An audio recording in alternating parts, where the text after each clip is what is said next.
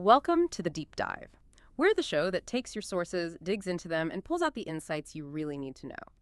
Today, we're tackling something absolutely vital, fundamental to life itself: water. And the paradox is, despite living on a water planet, it's becoming incredibly scarce for so many. You've probably heard that line, water, water everywhere, but not a drop to drink, from the old poem.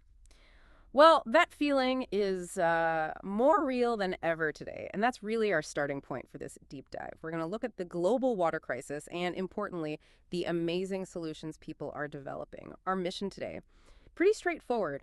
We want to unpack this really complex global water crisis for you. We'll explore the solutions, both the cutting-edge stuff and more traditional approaches. The goal is to give you a clear, concise picture of how we're trying to tackle water scarcity. We'll hit the core problem, climate change's role, big tech like desalination and water reuse, smart systems, and then look at where the innovation and, frankly, the money is going in this vital sector. Exactly. And our job is to cut through all the noise, pull out what's really important from the sources you gave us. We want to equip you with the insights to understand this huge global challenge, maybe share some surprising facts, some practical breakthroughs along the way. It's about getting clarity. Okay, so let's dive right into that paradox. Earth is a water planet, right? About 70% covered. But here's the kicker.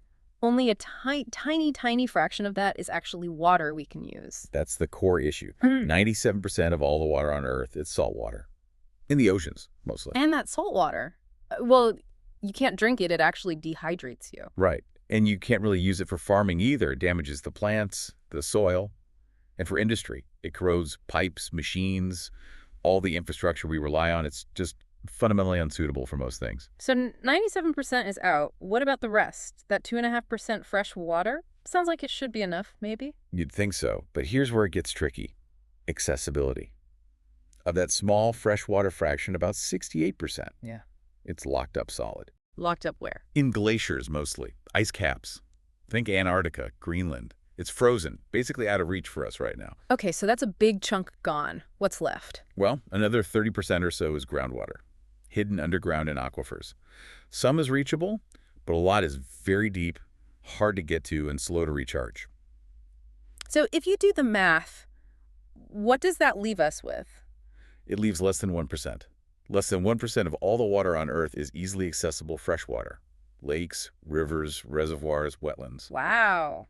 Less than 1% for everything. Drinking, bathing, cooking, growing all our food, industry. That's our entire readily available global supply. It's incredibly precious. So it sounds like it's not just about having water, but where it is and whether we can actually get to it and use it. And that balance seems really off. Precisely. And that already tiny, precious supply, it's getting even scarcer. We're seeing 4 key things really driving this pressure up. Okay, what are they? First, just sheer population growth.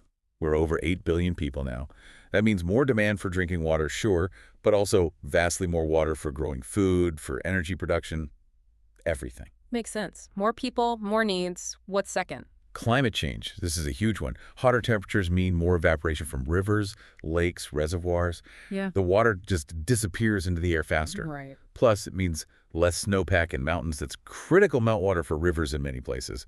And rainfall patterns are getting chaotic. More intense droughts in some areas, crazy floods in others. Okay, population growth, climate change. What else? Third is urbanization. Cities are growing incredibly fast, especially in developing regions. Often, the infrastructure just can't keep up. How does that affect water specifically? Well, more demand packed into one place, obviously. Yeah. But also, all that concrete and pavement. It stops rainwater from soaking into the ground to recharge those crucial groundwater aquifers. It just runs off. Ah, I see. And the fourth driver? Plain old poor management. In lots of places, water is just wasted. Think leaky pipes in old city systems, sometimes losing 30–40% of treated water. Wow, that much. Yeah, it's staggering. Plus pollution from industry, from agricultural runoff contaminating rivers and groundwater, and just overused draining rivers or pumping aquifers dry faster than nature can refill them. And it's important to stress this isn't just a problem for, faraway deserts or developing nations anymore, is it? Absolutely not. That's a common misconception we need to ditch. Water scarcity is hitting hard in places you might think are fine. Like where? Well, California, major economy, huge agricultural output, but facing recurring, really severe droughts. Water rationing is becoming normal there. Right, we hear about that a lot. Spain, Parts of Italy, they're regularly putting water restrictions in place during dry seasons now, major European countries. Okay. Then you have cities like Chennai in India, which literally saw its taps run dry a few years back. Cape Town in South Africa got terrifyingly close to day zero, the day the municipal water was projected to shut off entirely. Day zero. That's chilling. It is. And even in the U.S. Southwest, Arizona, Nevada, they're facing unprecedented cuts and rationing from the Colorado River because levels are critically low. It's a global issue, hitting developed and developing countries alike. Okay, so let's recap this first part. The vast majority of water is salty, unusable. Less than 1% is easily accessible freshwater. And that tiny supply is under massive stress from population, climate change, city growth, and, frankly, mismanagement. It's a stark picture. It really is. And building on that climate change point, it's crucial to grasp it's not just about heat waves. Climate change fundamentally messes with the entire water cycle. What do you mean messes with it? It changes how much water is available, when it's available, and how reliable those sources are. It's not just scarcity, it's the unpredictability, the chaos it introduces into the system. That's maybe even scarier than just less water, unpredictable water. For a planet with 8 billion people relying on predictable flows, yeah, it's a massive challenge. Okay, so let's break down those specific impacts. You mentioned evaporation first, rising temperatures. I mean, more water just vanishes.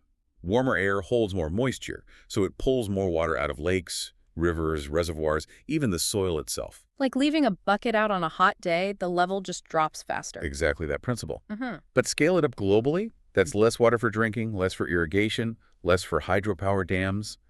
It affects everything. And second, more droughts. Yeah. More frequent, more severe. Yes. Climate change makes rainfall patterns less reliable. Land dries out faster with the heat, so dry seasons get longer, droughts become more intense, and harder to recover from. And we're seeing this play out already, right? Absolutely. California's multi-year droughts, water rationing, but also fueling those huge wildfires.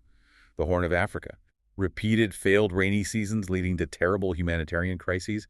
Australia had its millennium drought lasted over a decade, almost wiped out parts of their farming economy. Wow. Okay, third, you said rainfall is less reliable overall. Yeah, it's erratic. Some places get way too much, causing floods. Others get far too little. And even if the total annual rainfall stays the same on paper, It might come differently. exactly. It might come in a few massive downpours instead of steady rain spread over months. That water just rushes off the surface, causes floods, doesn't soak into the ground properly, doesn't refill reservoirs effectively. And that leads to the fourth point, flooding and extreme weather actually damaging water systems. Right. Heavy rain overwhelms storm drains, obvious enough. But floods can sweep sewage, chemicals, all sorts of nasty stuff into clean water supplies, contaminating them. Ugh. Wells get flooded, water treatment plants get submerged or damaged. And think about stronger storms, hurricanes, typhoons, battering coastal areas. They break pipes, knock out power needed for pumps and treatment. Clean water delivery just stops. And I guess a lot of our pipes and plants weren't built for this kind of future weather. That's a huge concern. Much of the infrastructure is old, designed for a climate that doesn't exist anymore. It's vulnerable. When these extreme events hit, things break. Systems fail. Okay, and the last climate impact you mentioned was melting glaciers. How does that fit in? Glaciers are like natural water towers. You know, they store winter snow and ice and then melt slowly in the summer, feeding rivers steadily. That's crucial for downstream communities. But now they're shrinking fast. Too fast. So in the short term, that extra meltwater can actually cause floods downstream. But long term, as the glacier disappears, that reliable summer water source just vanishes. And that affects huge numbers of people. Billions. Think about the Himalayan glaciers. They feed major rivers across India, Nepal, China, Bangladesh, supplying water for maybe 1.5 billion people. The long-term consequences of them shrinking are just staggering to contemplate. Okay, so tying climate change to water. Hotter temps mean more evaporation, droughts get worse. Rain is unpredictable, floods contaminate and damage. Glaciers melting mean floods now, but potentially much less water later. It's complete disruption. A systemic disruption of the natural balance we've always relied on. Exactly. So, all right, that's the scale of the problem, Mhm. deeply tied to climate. What are we actually doing about it? Let's shift to the solutions, starting with the big one. Yeah. Desalination. Right. Desalination. Basically, taking the salt and other impurities out of seawater, or sometimes slightly salty brackish water, to make it drinkable. How does that work, mainly? Well, there are two main ways. The older method is thermal desalination. You basically boil the seawater, capture the steam, and condense it back into fresh water. Sounds simple, but probably uses a lot of energy. A ton of energy. It's mostly used in places where energy is or was very cheap, like the Middle East, but it's generally being phased out in favor of the second method, Which is? reverse osmosis, or RO. It's the dominant technology now. It works by forcing the seawater through a special semi-permeable membrane at really high pressure. Like a superfine filter. Exactly, but much finer. The membrane has pores so tiny they let water molecules pass through, but block the larger salt ions and other impurities. It's like squeezing fresh water out of salt water, essentially. And this RO tech is used quite widely now. Oh yes, it's the backbone of desalination in places like Israel, Saudi Arabia, Spain, even parts of California. It's much more energy efficient than thermal, though still energy intensive. Okay, let's talk pros and cons. What are the big advantages of desalination? Well, the biggest pro is the source, the ocean. Ever. Covers 70% of the planet. It's a virtually limitless supply of raw material, especially for coastal cities and countries. So it gives you water security, even if it doesn't rain. Exactly. That's the second huge advantage. Independence from rainfall. It provides a stable, reliable water source, even during the worst droughts. It boosts water security enormously, reducing reliance on rivers that might be shared or overused, or on importing water And the tech is getting better. continuously. New membrane materials are being developed, energy recovery devices are getting more efficient. The cost, while still high, has come down significantly over the decades. Okay, sounds promising. But what are the downsides? You mentioned energy. Energy is still the big one. Even with efficient RO, pushing water through those membranes at high pressure takes a lot of electricity. That translates directly into cost, both building the plants, which can run into billions, and running them. So it's expensive. What else? Environmental concerns are significant.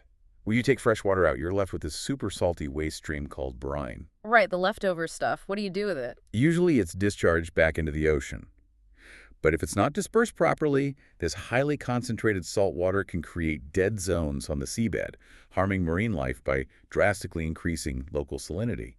Also, chemicals used to pretreat the water or clean the membranes can sometimes end up in that brine, adding toxicity. Okay, energy cost, brine disposal. Any other major cons? The main other limitation is geography. It's most practical near the coast. Pumping desalinated water long distances inland adds massively to the cost and complexity. So desalination's like squeezing a lemon really hard to get the juice of the fresh water. It takes a lot of effort, energy, and then you've got the leftover peel of the brine to deal with. That's a pretty good analogy, actually. And you see it playing out differently in different places. Give us some examples. Israel is the poster child. Once incredibly water-stressed, now gets over half its drinking water from desalination. Combined with world-leading water recycling, they're almost completely water independent now. Impressive. Saudi Arabia has some of the world's largest desalination plants. It's absolutely essential for supporting their cities in the desert. Makes sense there. And California has plants, like the big one in Carlsbad, near San Diego. But adoption has been slower overall in the state, mainly due to the high costs and navigating the environmental regulations, especially around brine. Okay, so desalination is a powerful tool, especially for coastal areas, but it's got these energy and environmental challenges. What about making better use of the water within our systems? That brings us to water reuse, right? Exactly. Water reuse. This means taking used water, could be gray water from sinks and showers, or even black water from toilets, treating it very thoroughly, and then using it again. And using it again for what? Irrigation? Industry? It could be used for those, definitely. Mhm. Irrigation for parks or agriculture, industrial cooling.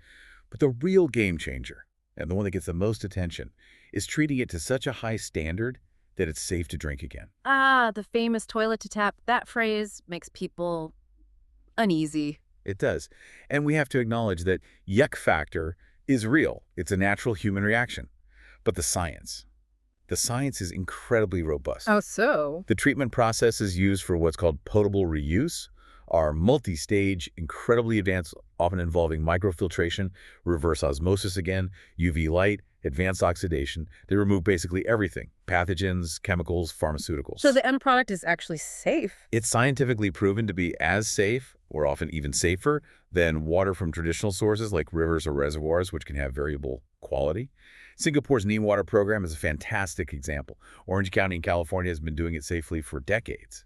Namibia, too. But that public perception hurdle remains huge. It's the biggest barrier, frankly. Overcoming it takes a lot of public education, transparency about the process, and the water quality testing, and strong political leadership. Okay, so perception is a con. What are the pros of water reuse? Huge pros. First, it drastically reduces the demand on our limited freshwater sources like rivers and groundwater. You're essentially creating a new, local, and drought-proof water supply using water you already have. Right, it's recycling. Exactly. Second, it reduces pollution.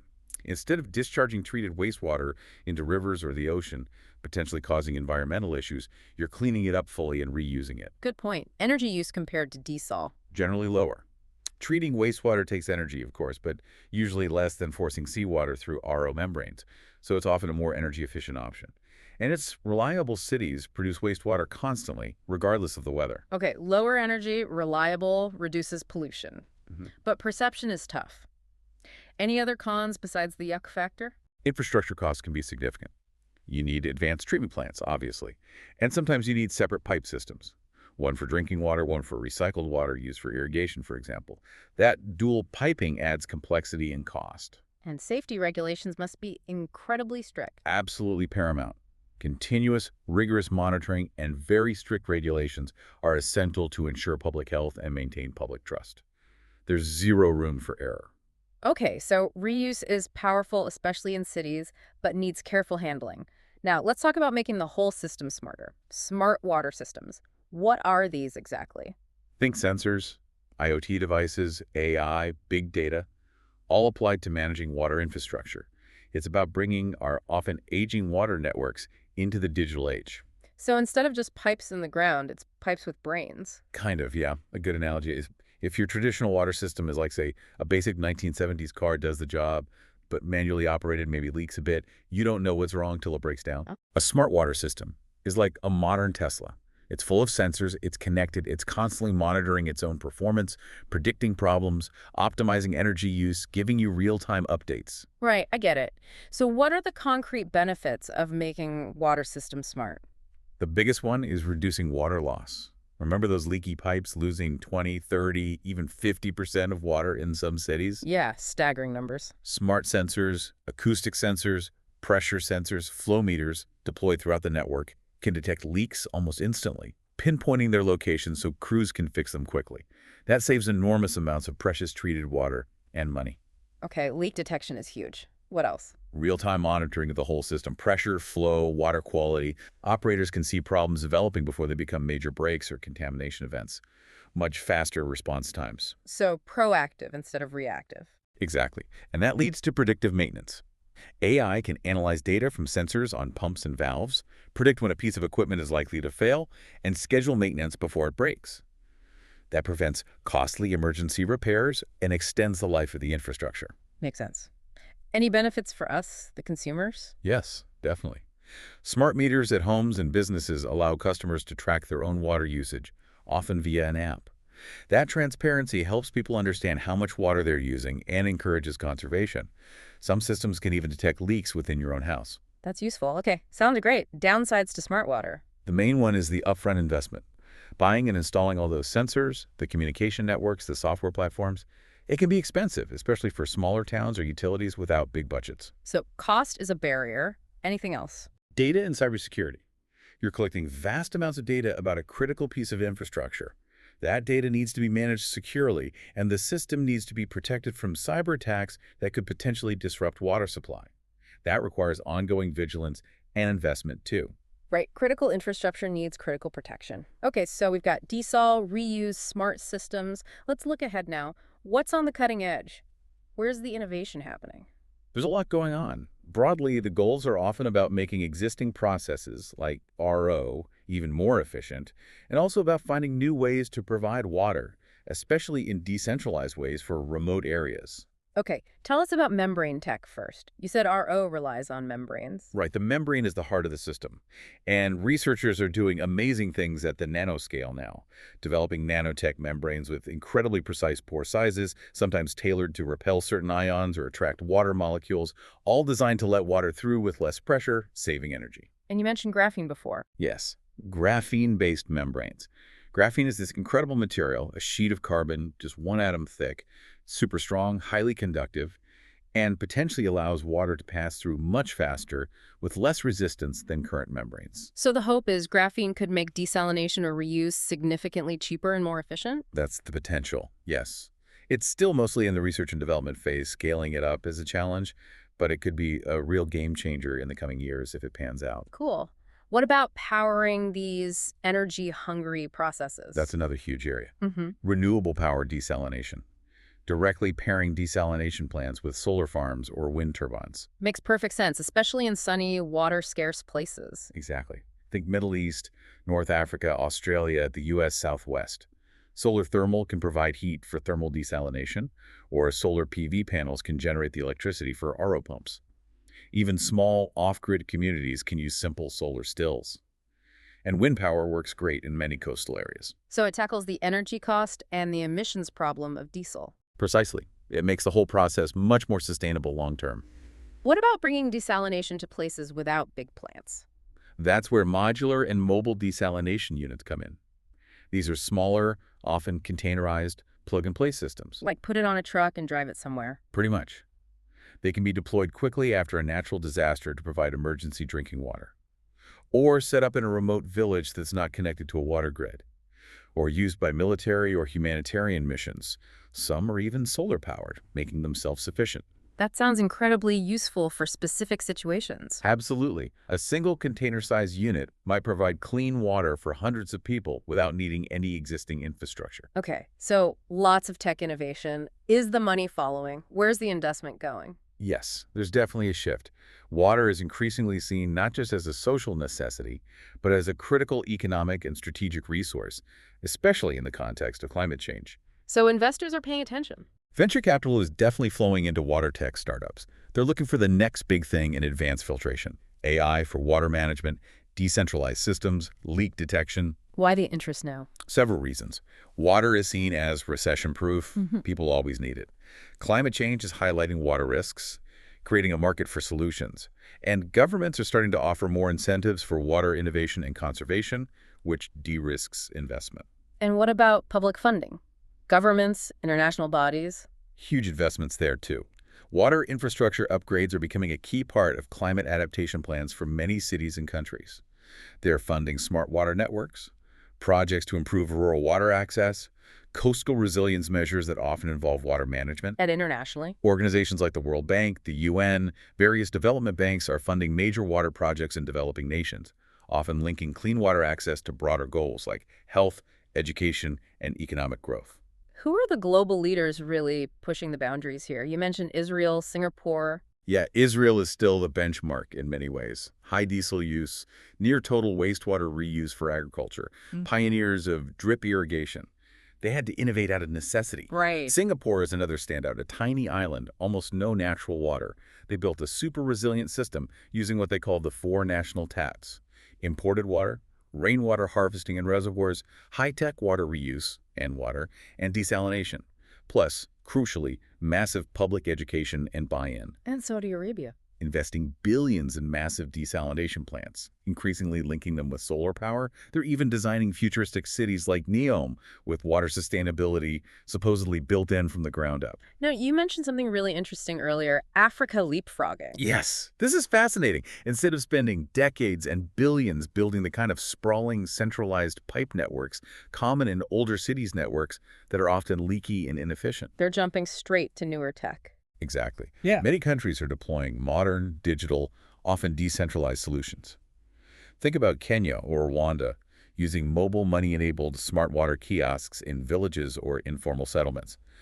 People pay with their phones for precisely the amount of clean water they need. Wow. Or deploying small solar-powered desalination or purification units in remote areas managed with smart monitoring.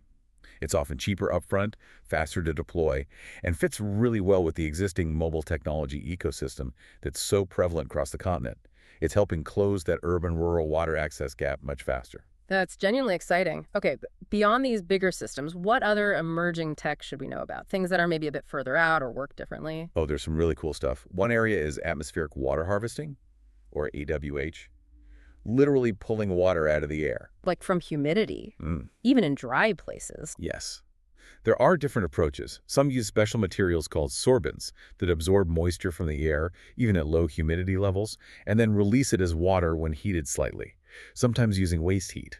Hmm. Researchers have systems getting nearly 6 liters a day from quite dry air. Impressive. What else? Simpler methods, too, like fog harvesting. In foggy coastal areas like parts of Chile or the Canary Islands, they just put up large mesh nets. As the fog blows through, water droplets collect on the mesh and drip down to be collected. It's passive, needs no energy. Wow, low tech, but effective. There's even research into integrating fog collectors into building facades, getting maybe 14 liters per square meter per day, plus it looks cool. And related to sorbents, there are advanced materials like metal organic frameworks, MOFs, developed by chemists like Omar Yagi. These are like molecular sponges that can trap water from air very efficiently with minimal energy input. So these AWH methods are good for decentralized, maybe off-grid water. Exactly. Where pipelines aren't feasible or energy is scarce. Then there's geothermal-powered desalination, using the Earth's natural heat as the energy source. Right. It's reliable, not weather-dependent like solar or wind, and potentially quite cost-effective, maybe around $1.50 per cubic meter of water. Interesting, using the Earth's heat. And another electrical method gaining traction is capacitive deionization, CDI. It uses electrical fields to pull salt ions out of water.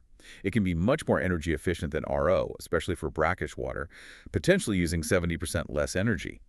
Some advanced forms, like flow CDI, can even help treat the leftover brine and recover salts. Recovering salt, so turning the waste into something useful. That's the idea. And one more really intriguing area is bio-inspired water capture. Researchers looking at how desert beetles, tree frogs, or air plants collect water from the air and designing materials or devices that mimic those strategies. Like learning from nature. Precisely. Some devices inspired by these organisms are reportedly capturing over 5 kilograms. That's 5 liters of water per square meter per day, even at fairly low humidity. A small device could potentially supply daily drinking water for a couple of people in a dry environment. That's amazing. And we shouldn't forget lower tech stuff, too. Absolutely not. Things like semicircular bunds, simple curved earth walls built on slopes in arid regions. They slow down rainwater runoff, let it soak into the ground, boosting soil moisture for crops or grazing land. Very effective, low-cost land restoration technique. And rainwater harvesting, restoring wetlands. Crucial. Simple rainwater harvesting from roofs is vital in many places. And restoring natural systems like wetlands, or using engineered ones like reed beds, provides natural water filtration and storage. Even bringing back beavers in some landscapes can dramatically improve groundwater recharge and create resilient ecosystems. These nature-based solutions are often sustainable, affordable, and locally adaptable. So why are all these emerging, often smaller scale or nature-based solutions so important? Because they fill the gaps. They're incredibly valuable where big infrastructure doesn't reach, where energy is unreliable, or where the cost of conventional solutions is just too high. They offer a diverse toolkit, sometimes low-tech, sometimes highly advanced, but small-scale, that can be tailored to local needs and conditions. They complement the big systems. Okay, so connecting all these threads, what's the big picture takeaway here? I think the most crucial insight is that these technologies, desalination, water reuse, smart systems, AWH, nature-based solutions, they aren't really competing against each other. They're complementary. They form a toolkit. Not one magic bullet, but a range of tools for different situations. Exactly. Desalination makes sense for a thirsty coastal city with access to energy. Water reuse is perfect for dense urban areas looking to reduce freshwater demand and pollution. Smart systems improve efficiency anywhere. Nature-based solutions support watershed health. A truly resilient city or region will likely use a mix of these, tailored to their specific geography, climate, and resources. That makes sense. But even with this amazing toolkit, what are the huge overarching challenges that remain? I'd say 3 big ones stand out. First, scalability. How do we take these solutions, which often work brilliantly in one city or project, and scale them up affordably to serve entire regions, entire countries, especially in the global south? Right, going from pilot project to widespread reality. Second, affordability. Bringing the costs down, both the upfront cost of building the infrastructure and the long-term cost of operating and maintaining it, so that these solutions are genuinely accessible to poorer communities, not just wealthy cities or nations. Critical point. And third, Sustainability. Ensuring that as we deploy more water tech, we're doing it in a way that minimizes the environmental footprint. That means using less energy, integrating tightly with renewable power sources, producing less waste like brine or finding uses for it, and protecting the ecosystems that ultimately support our water sources. And solving these isn't just about better engineering, is it? Not at all. These are deeply intertwined with policy. How do governments regulate, incentivize, plan? With investment, where does the public and private money flow? And with education and public engagement? Which brings us back to that public awareness point, especially for reuse. Yes, the public awareness and cultural acceptance piece is absolutely critical. That yuck factor around potable reuse is real and needs to be addressed head-on with transparent communication, rigorous proof of safety, and strong community engagement. It's about building trust, fundamentally. Exactly, and acknowledging that different cultures might have different perspectives, maybe even spiritual or religious concerns about water sources or reuse. So communication has to be sensitive and locally tailored. You can't just impose a solution. You need community buy-in. So if you had to boil it all down for someone listening, I'd say this: solving the global water crisis isn't about finding one single perfect technology. It's about intelligently combining a whole range of tools, smart tech to manage what we have, recycling water we've used, tapping the oceans where needed, using nature's own systems, maybe even pulling water from the air. We have the technical means to address scarcity. 1 year. The real challenge now is putting the systems in place to deploy these tools effectively. That means scaling them up, making them affordable for everyone, ensuring they're sustainable, and building the public trust and political will needed to make it all happen. We have the tools now we need, the wisdom, the collective effort to use them properly. that's a really clear summary. So thinking about all this, the incredible tech, the policy needs, the public trust, here's something maybe for you, our listener, to ponder. Given this whole spectrum of solutions, from massive diesel plants down to individual rainwater tanks or bio-inspired devices, what role do you think individual water use habits and maybe local community initiatives play? How important is that grassroots level in fostering the broader acceptance and effective rollout of these critical technologies?